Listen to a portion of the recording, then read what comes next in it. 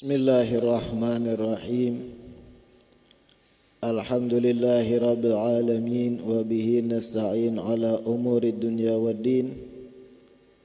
Wassalatu wassalam ala sayyidil mursalin wa imamil muttaqin Sayyidina wa maulana Muhammadin wa ala alihi wa sahbihi ajmain.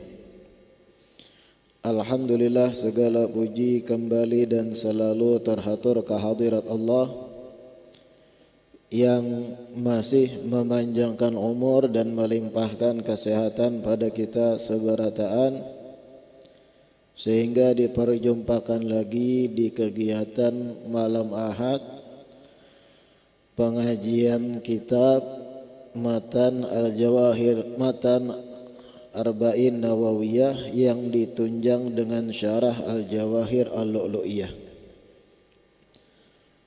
Di pertemuan pekan sebelumnya kita masih membaca penjelasan seputar lafaz hadis Nabi ketika Sidin ditanya tanda-tanda kiamat.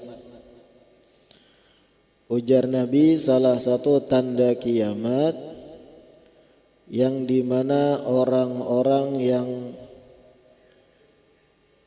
kada bisi sandal, kekurangan kain, kemudian orang-orang yang hidupnya bergantung pemberian orang, bahkan sekedar mengambil upah mengembala kambing, tiba-tiba ya tatawaluna fil bunyan, mereka berlomba-lomba saling meninggiakan bangunan-bangunan menjulang ke langit. Jadi maksud Nabi tanda kiamat salah satunya adalah banyak orang-orang yang tadinya miskin tiba-tiba sugih bakajut, lalu membangun bangunan yang tinggi-tinggi saling berbangga satu sama lain. Berkenaan masih dengan penjelasan lafaz yatatawaluna fil bunyan, pertemuan sebelumnya kita membaca bagaimana respon Nabi sallallahu alaihi wasallam terhadap satu bangunan tinggi yang dibangun oleh salah seorang sahabat. Nabi bertakun, bangunan siapa ini? Ujar Nabi. Lalu dikisahkan sahabat lain, ini ampun fulan bin fulan. Kemudian Nabi pun berdiam, kada banyak pandir. Sampai suatu ketika nang ampun bangunan berjumpa Nabi, Nabi pun kada meherani bahasa kita. A'rada anhu, berpaling darinya. Yang ampun bangunan tinggi ini pun bingung kenapa Nabi kada meherani Sidin lagi. Bertakun sahabat lain, ternyata gara-gara pian membangun bangunan megah, ganal, dan itu kada diketujui Nabi. Akhirnya dihancurnya bangunan tersebut. Lalu berjumpa lagi lawan Nabi. Nabi pun kemudian berucap, ama inna kulla bina'in fahuwa wabalun ala sahibihi illa ma labudda minhu. Ujar Nabi, setiap bangunan yang dibangun itu akan memberatkan yang ampunnya kelak hari kiamat, mengalihi urusannya kena di hadapan Allah hari kiamat. Akan ditakuni rinci-rinciannya seputar bangunan yang inya bangun. Illa ma labudda minhu, kecuali bangunan tersebut bagian-bagiannya yang memang harus dibangun. Artinya kalau membangun rumah sesuai dengan kebutuhan, kada berlebihan dalam bermegah-megah, itu kada apa-apa. Tapi kalau sudah bermegah-megahan, bahkan mungkin pagarnya aja sampai sekian pagar wara. Padahal kau aja diringkas dengan pendanaan yang lebih ringkas. Maka bangunan yang megah tersebut wabalun ala sahibi, akan mempersulit nang ampunnya kelak hari kiamat, ujar Nabi. Lalu di sini dilanjutkan wayam bagi liman marra ala bina'in muzakhrafin alin alla yanzura ilaihi. Dianjurkan bagi seseorang yang berjalan melewati bangunan yang megah, muzakhraf, tinggi menjulang, agar orang lewat tersebut kadang memandang pada bangunan itu.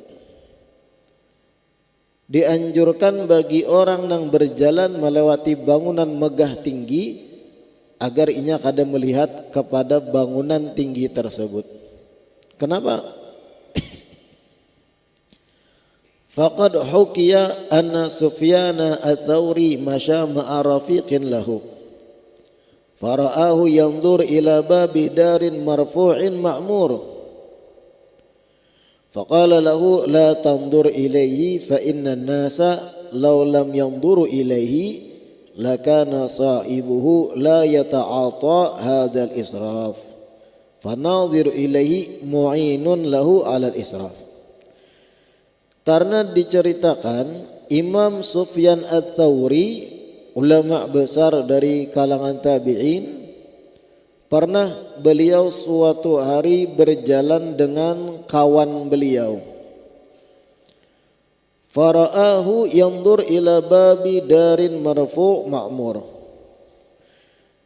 Kawan Imam Sufyan ats-Tsauri ini tiba-tiba dilihat Sidin menikmati memandang ada gerbang satu rumah yang tinggi bagus. Kawan Imam Sufyan Tsauri ini memandang takjub bagusnya gerbangnya kayak itu. Faqala lahu, kemudian Imam Sufyan Tsauri menegur, la tanzur ilaih, jangan diitihi bangunan itu, gerbang megah tu jangan diitihi. Fa inna nas law lam yanzuru ilaihi lakana sahibuhu la yata'ata hadzal israf. Seandainya kadada siapapun nang maitihi bangunan megah itu, maka nang ampun bangunan kada bakal berbuang duit untuk membangunnya. Fanadhir ilaihi mu'inun lahu 'alal israf. Maka orang yang memandang berdecak kagum melihat bangunan megah itu, hakikatnya dia membantu nang ampun bangunan untuk berbuat israf, berlebihan dalam berbuang harta.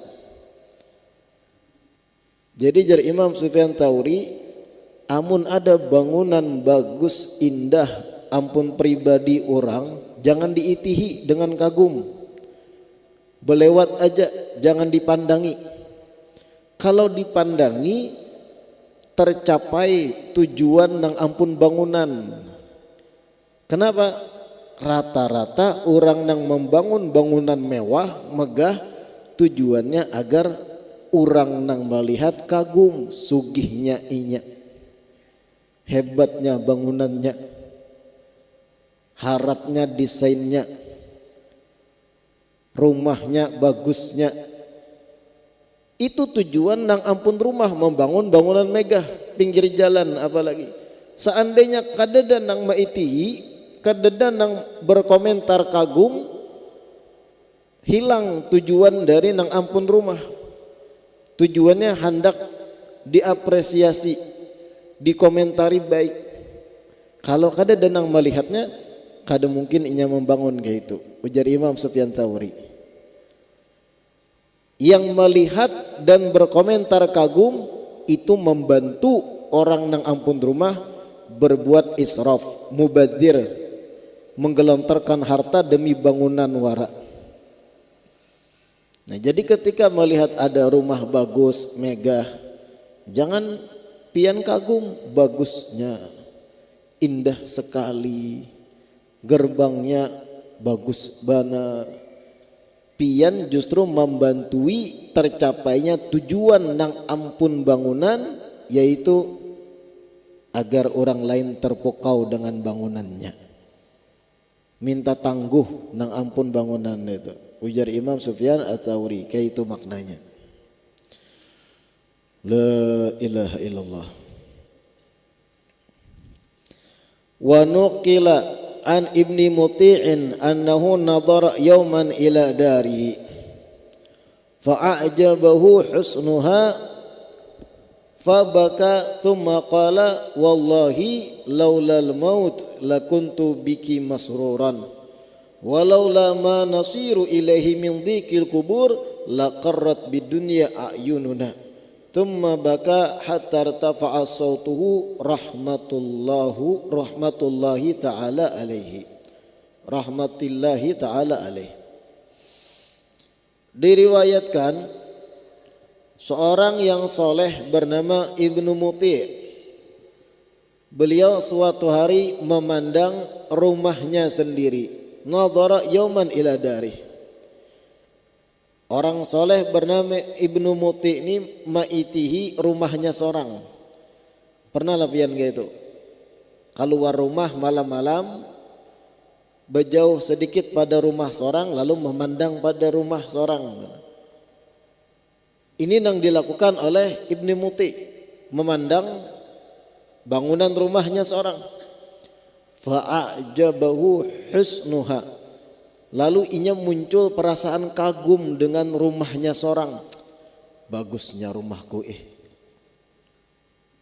tercapai kehendakku bahari berumah seorang. Bagusnya catnya, lawangnya, kacanya, halamannya, tumbuh-tumbuhan di muka, tanam-tanamannya rapi, garasinya luas. Bagusnya rumahku, mengagumi rumah seorang gitu. Nah, setelah tuntung mengagumi, tiba-tiba ingat, fabaka, menangis sorangan sidin. Ketika menangis lalu berucap, wallahi, demi Allah, laulal maut lakuntu biki masruran. Jika seandainya mati itu kededa, laulal maut, seandainya mati itu kededa, hidup salawasan aku di dunia, lakuntu biki masruran, maka aku akan gembira dengan adanya ikam wahai rumah. Tapi sebagus apapun ikam wahai rumah, mati juga aku kena, ku tinggal ikam, gitu maksud sidin.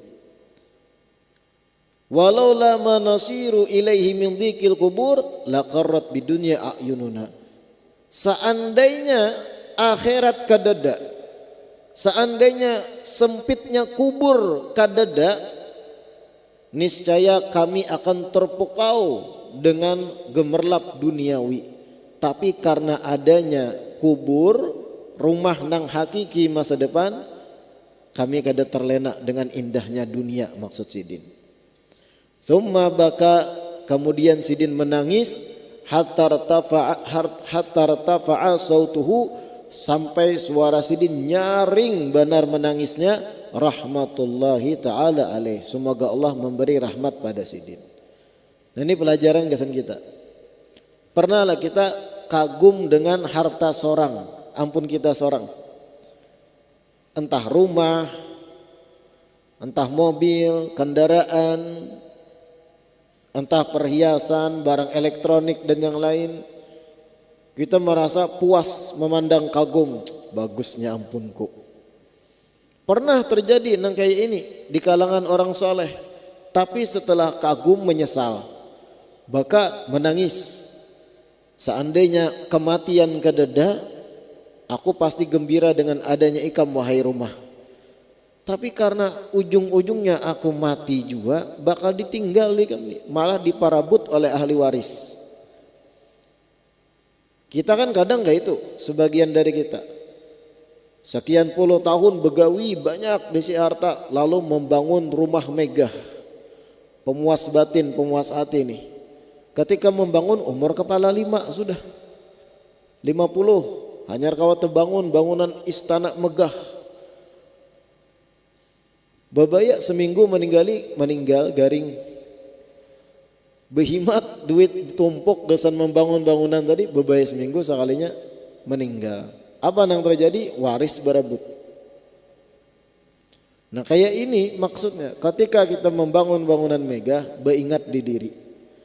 Lebih baik harta itu digunakan pada yang jelas-jelas untuk kenyamanan di akhirat, daripada habis dibina di bangunan wara.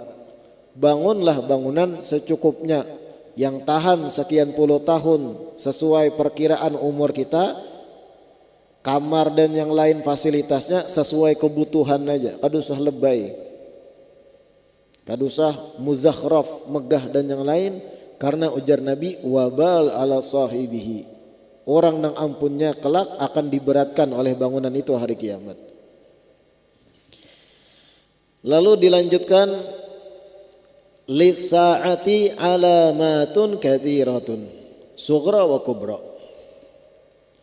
Karena hadits ini di ujungnya bercerita tentang tanda-tanda kiamat.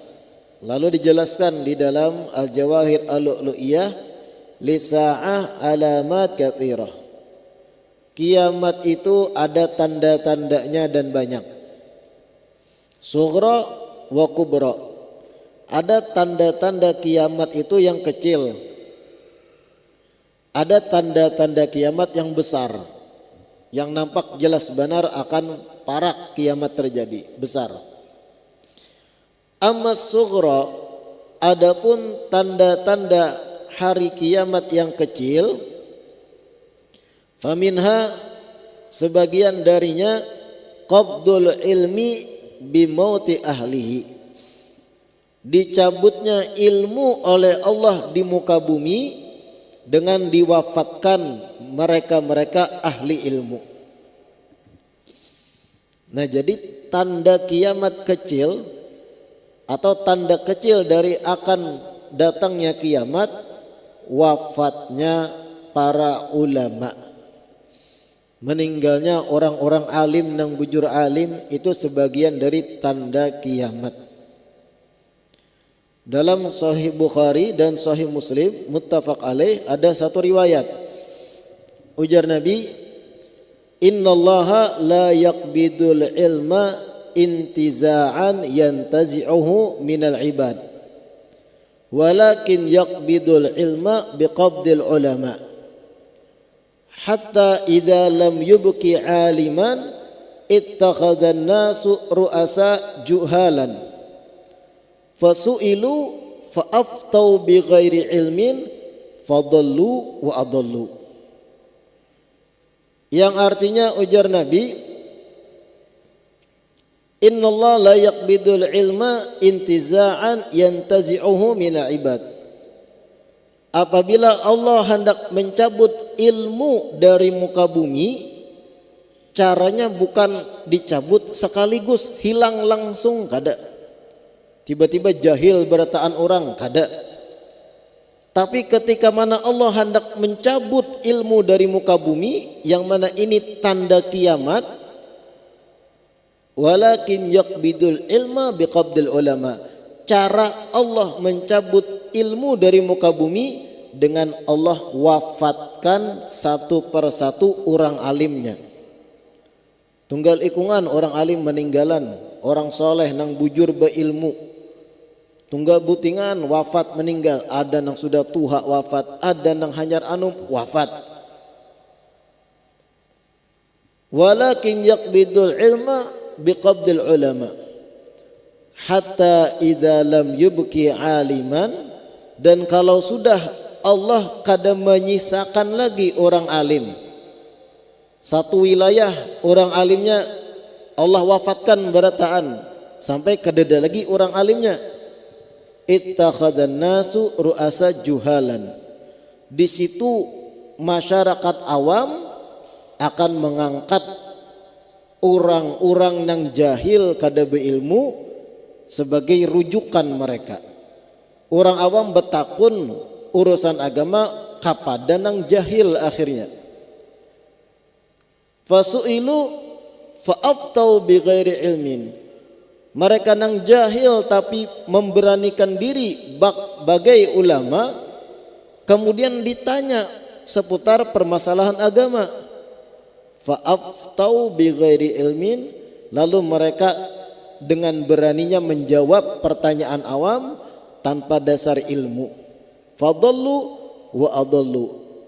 Masyarakat pun sesat dapatnya, dan mereka orang jahil nang memposisikan bagai ulama menyesatkan masyarakat lainnya. Nah, ini tanda kiamat juga. Ketika mana satu wilayah kada ada lagi orang alimnya, tunggal butingan meninggalan nang alimnya, kada ada lagi nang alim. Masyarakat hendak betakun bingung kemana.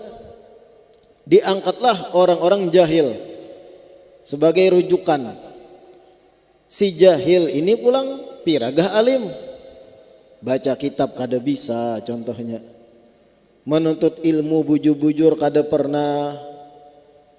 Kada tahu qawaid fikhiyah, kada tahu tentang pembahasan madhab fikih, kada tahu aqwalul ulama, tapi wani memposisikan diri nang kaya orang alim, pakaian orang alim dipakainya.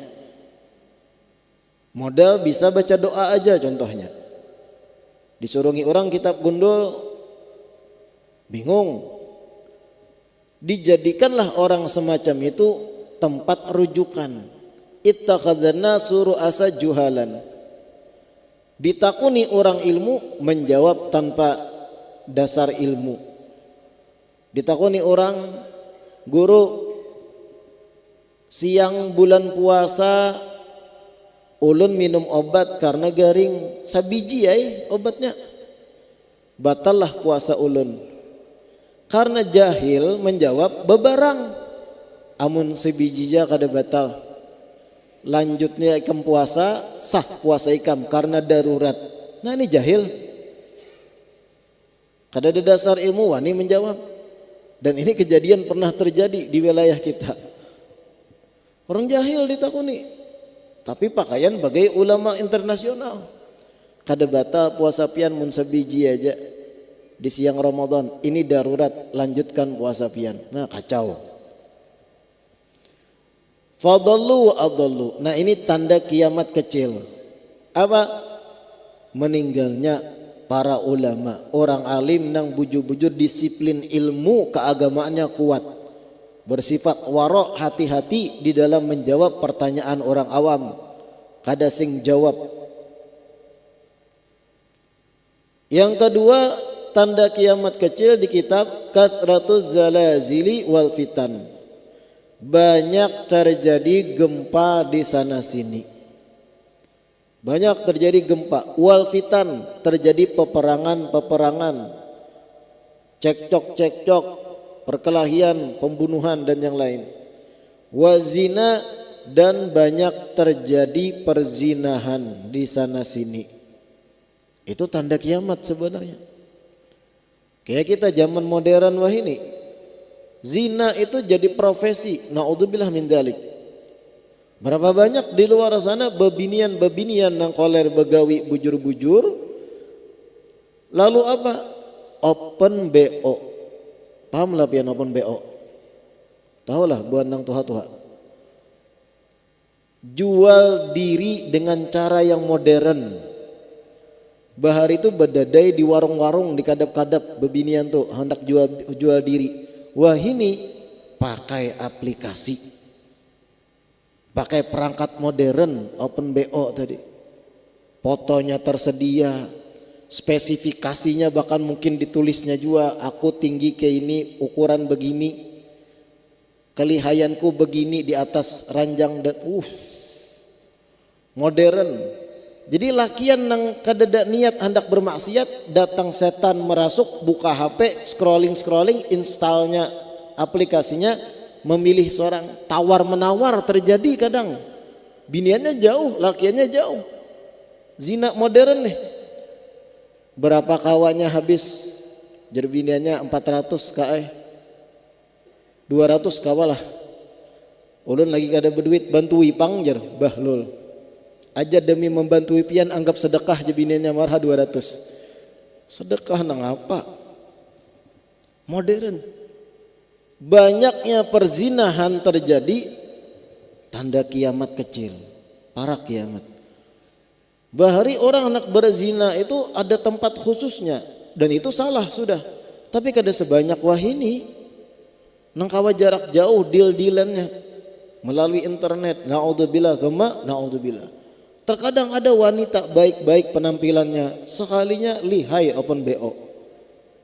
Demi apa? Penghasilan. Demi skincare dan sebagainya. Nauzubillah min dzalik. La ilaha illallah. Begitu pula kathratu syurbil khamri.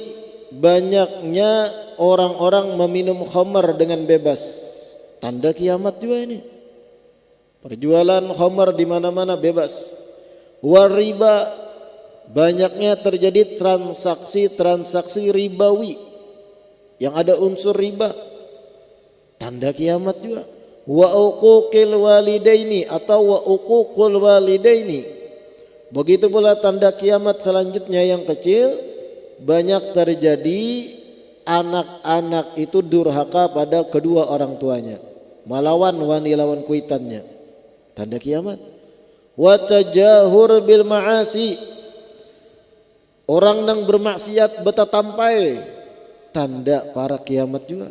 Bermaksiat beta tampai, mabuk beta tampai tengah orang banyak, berciuman, berpacaran, lakian dan binian bukan mahram beta tampai, bergandengan tangan padahal ini belum halal, berpacaran wara, berjalanan malam minggu kasana kamari. Tajahur bil ma'asi, menampayakan maksiat jelas-jelas terang benderang dilihat orang, tanda kiamat juga.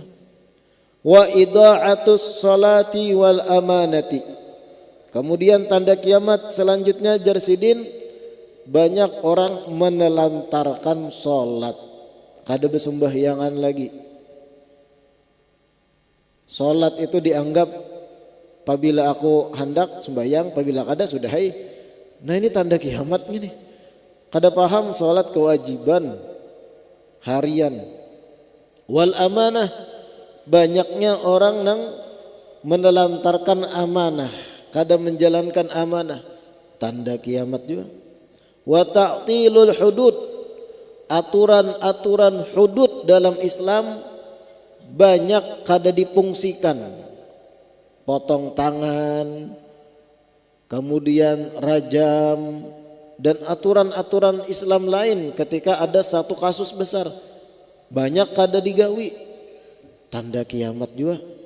Wa qillatul amri bil ma'ruf wa nahyi 'anil munkar, kurangnya manusia mengajak pada kebaikan dan kurangnya manusia melarang kemungkaran, tanda kiamat juga.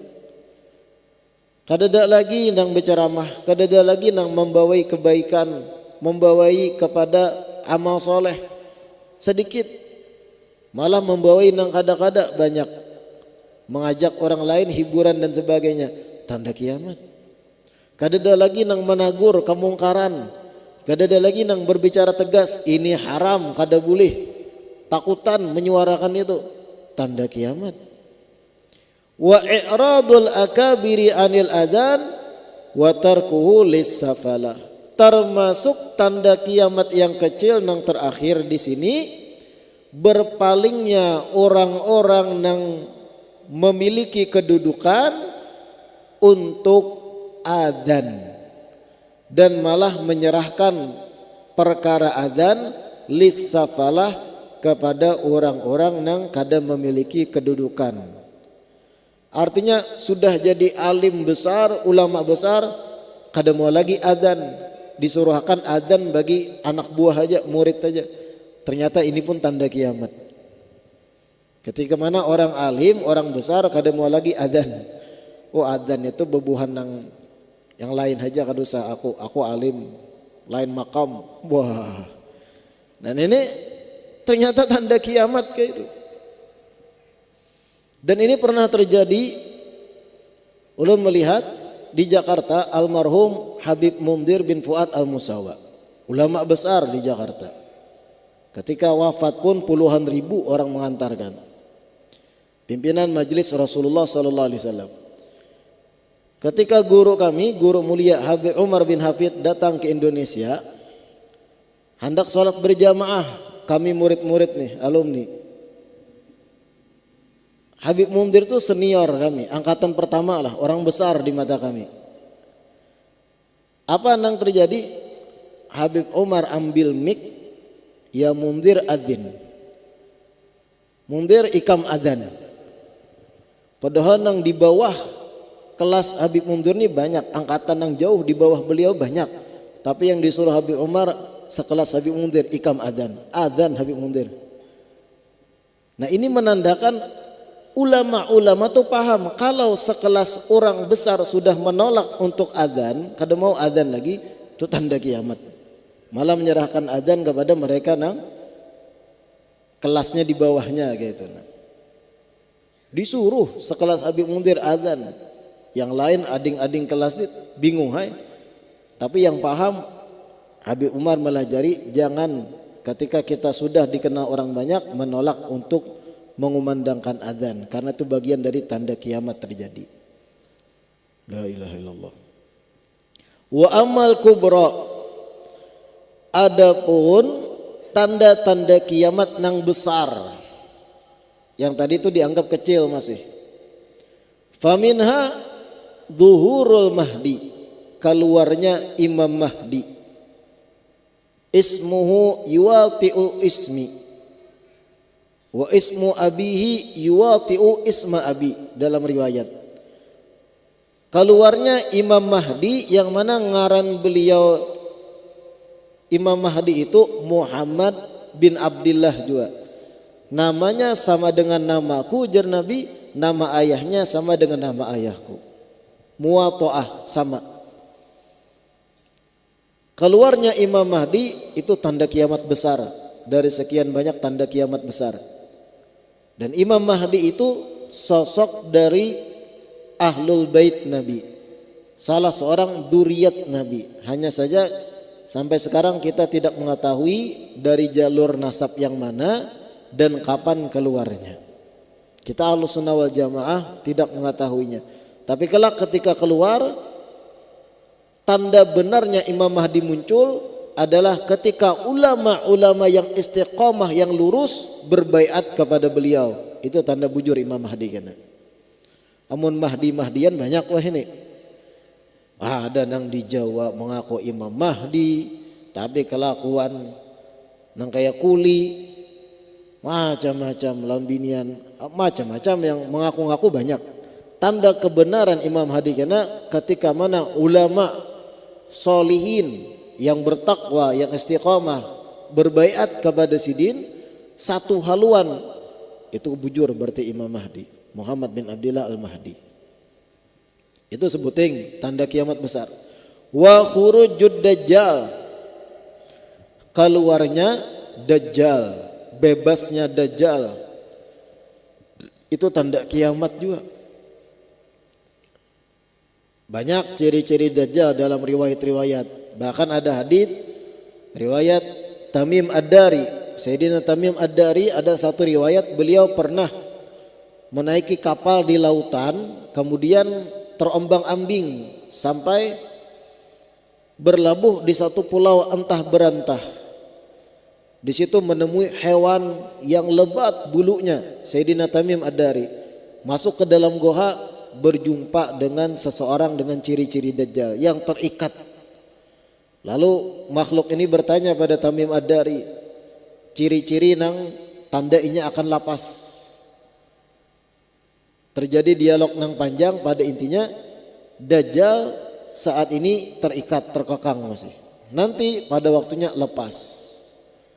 Menyebar luaskan fitnah, menipu banyak orang. Bahkan saking dahsyatnya fitnah dajjal itu bisa menghidupkan orang sudah mati. Kemudian ada hal-hal yang ajaib lainnya yang mana orang yang kada beriman atau imannya lemah bisa terbawa-bawa. Naudzubillah min dzalik. Wa nuzul Isa alaihissalam, tanda kiamat berikutnya yang disebut di sini yang besar, turunnya Nabi Isa alaihissalam ke muka bumi. Kita orang Islam meyakini Nabi Isa alaihissalam sampai sekarang belum meninggal dunia. Ketika terjadi fitnah, waktu itu beliau diangkat ke langit, wa syubbiha lahum, lalu diserupakan seseorang daripada murid Nabi Isa yang berkhianat berwajah bagai Nabi Isa, dan itulah yang disalib. Nabi Isa terangkat ke langit. Para kiamat kelak Nabi Isa turun lagi ke muka bumi. Bahkan dalam beberapa riwayat Nabi Isa berjumpa Imam Mahdi tadi dan bermakmum di belakang Imam Mahdi. Itu tanda kiamat juga, turunnya Nabi Isa alaihissalam. Kemudian lagi disebut wa khuruju Ya'juj wa Ma'juj, keluarnya Ya'juj wa Ma'juj. Apa Ya'juj wa Ma'juj? Ya'juj wa Ma'juj itu satu ras manusia yang mana ulama sepakat manusia juga kayak kita, keturunan Nabi Adam juga, keturunan Nabi Nuh alaihissalam juga, tapi memiliki sifat-sifat atau watak yang brutal. Ciri-cirinya ada dalam banyak riwayat hadis. Ya'juj wa Ma'juj ini bahkan disebut tidaklah satu orang dari Ya'juj wa Ma'juj ini meninggal mengecualikan inya sudah bisi anak 1000 ikung. Saking brutalnya ras Ya'juj wa Ma'juj ini, inya sekehendak hati betina manapun dari kaumnya dijimaknya, hamil, kan ada aturan, brutal. Dan ini sudah dikurung oleh Dzulqarnain, Sayyidina Dzulqarnain, atau bahasa Latin orang tuh Alexander Agung. Jadi di salah satu titik di muka bumi ini ada bangsa Ya'juj wa Ma'juj yang terisolasi, dikurung oleh Sayyidina Dzulqarnain dengan besi yang menjulang tinggi. Inya berkembang biak bertahun, ribuan tahun di situ. Dari zaman Sayyidina Dzulqarnain sampai sekarang masih ada. Sebagian peneliti mengatakan lokasi Ya'juj wa Ma'juj di dunia ini itu di wilayah dekat Georgia dan dekat Rusia Selatan. Wallahu alam kebenarannya. Pokoknya dikurung oleh The Great Alexander atau Raja Dzulqarnain. Terkurung, berkembang biak, nya kada lepas. Kena para kiamat besi tadi kawat dihancurkannya, lalu lepas inya. Turun meliputi muka bumi, membuat kekacauan brutal. Kadada standar manusiawinya, menyerang, membunuh, kecuali sukunya orbitnya matahari dari barat. Nah, dan ini sudah parak benar kiamat kalau sudah terjadi itu. Nah, ini alamatus sa'ah ngarannya, tanda-tanda kiamat. Bahkan ulama itu ada mengarang kitab khusus tentang tanda-tanda kiamat. Asyratus Sa'ah, salah satu judul kitabnya. Dipaparkan banyak riwayat-riwayat hadis tanda-tanda kiamat terjadi, yang sugro, yang kubro. Dikupas bagaimana ciri-ciri Imam Mahdi, apa nas-nas hadisnya. Dikupas seputar riwayat tentang Dajjal, penjelasan Nabi tentang Dajjal, wilayah mana saja yang kada kawa dimasuki Dajjal, apa kelebihan Dajjal dan yang lain. Kemudian dikupas riwayat turunnya Nabi Isa alaihissalam, bagaimana gambarannya. Begitu pula Ya'juj wa Ma'juj dikupas di kitab tersebut, bagaimana ciri-cirinya, apa yang akan diperbuat mereka, kerusakan yang bagaimana, gambaran yang akan terjadi. Dan terakhir tulu'us syamsi min maghribiha, terbit matahari dari barat. Itu pun dikupas, ada kitabnya khusus. Kita nih kalau belajar tentang tanda-tanda kiamat, muyak bercari dunia akhirnya. Pikiran kita berpikir, ya Allah, aku nih selama ini terlena dengan aktivitas rutinitasku. Begawi, bekerja, cari duit, tetawaan, makanan, minuman, guringan. Terus kita tanpa berpikir tanda-tanda kiamat semakin terjadi, semakin banyak bermunculan. Orang yang belajar tanda-tanda kiamat mencicipi dunia itu rasa hambar karena ia ingat terus Nabi mengabarkan begini, kiamat akan terjadi, begini tandanya, terjadinya perzinahan, terjadinya kemaksiatan yang ditampai-tampaikan. Banyak anak-anak durhaka lawan kuitan, pikirannya langsung mengarah, siapkah aku kena menjelang kiamat terjadi atau aku meninggal sebelum kiamat terjadi, bagaimana keadaanku dikubur. Makanya penting belajar asyratus sa'ah, tanda-tanda kiamat. Setidaknya garis besarnya sebagaimana yang kita dengar hari ini. Nah, ini penjelasan terakhir seputaran yatatawaluna fil bunyan, termasuk Nabi tanda kiamat yang dimana orang-orang miskin kada berduit tiba-tiba bakajut sugih dan kemudian saling berbangga dengan membangun bangunan yang tinggi mencakar langit. Kita masuk pada hadits yang ketiga dari Matan Arba'in An-Nawawi. An Abi Abdurrahman Abdullah ibn Umar ibn al-Khattab radhiyallahu ta'ala anhuma qala sami'tu Rasulullah sallallahu alaihi wasallam yaqul bunyal islamu ala khamsin syahadati an la ilaha illallah wa anna muhammadar rasulullah wa iqamis shalah wa ita'iz zakah wa hajjil baiti wa shaumi Ramadan rawahul Bukhari wa Muslim. Hadits ketiga dari matan hadits Arba'in Nawawi diriwayatkan Abi Abdurrahman Abdullah bin Umar ibn al-Khattab radhiyallahu taala anhuma. Diriwayatkan dari Sayyidina Abdullah bin Umar ibn al-Khattab, anak dari Sayyidina Umar ibn al-Khattab. Jadi salah satu anak Sayyidina Umar itu ada bernama Abdullah. Abdullah cara membaca yang bujur. Sayyidina Abdullah bin Umar ini disebut di dalam biografi Sidin, Sidin termasuk sahabat yang hijrah mulai Makkah ke Madinah. Nabi hijrah itu Sidin ada sudah lahir, tapi masih halus. Jadi termasuk muhajirin, bukan orang yang lahir di Madinah. Termasuk sebagian daripada manaqib Sayyidina Abdullah bin Umar disebut di kitab wa min manaqibihi radhiyallahu taala anhu annahu kharaja fi ba'di asfarihi fa bainama huwa yasir idh wajada qauman wuqufan. Suatu hari Sayyidina Abdullah bin Umar ini melakukan perjalanan. Di salah satu perjalanan Sidin berjalan musafir, tiba-tiba berjumpa di tengah jalan sekelompok orang yang berdiri, berdiaman kada melanjutkan perjalanan, berdiri wara.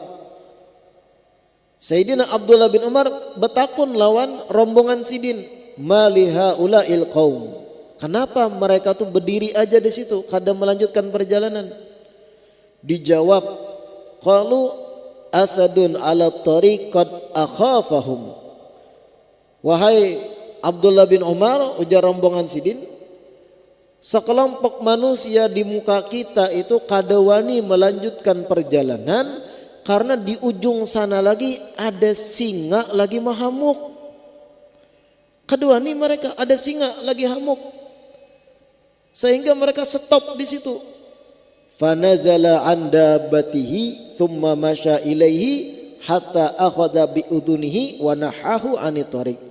Turun Sayyidina Abdullah bin Umar dari tunggangan Sidin, berjalan Sidin sorangan memaraki singa hamuk tadi.